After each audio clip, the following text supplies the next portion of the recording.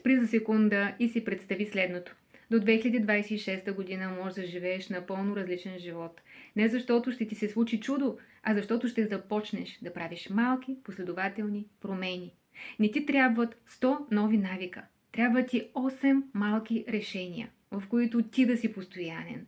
Като например да започнеш деня с една хубава мисъл, да спреш да говориш срещу себе си, да благодариш за малкото, вместо непрекъснато да се фокусираш върху липсите, да пазиш енергията си и да кажеш не, защото усещаш, че вътрешно крещиш стига.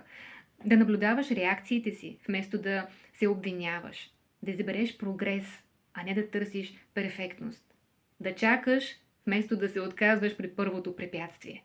Една малка стъпка, ден след ден, едно малко не се отказвам днес. Ето по този начин идват големите резултати.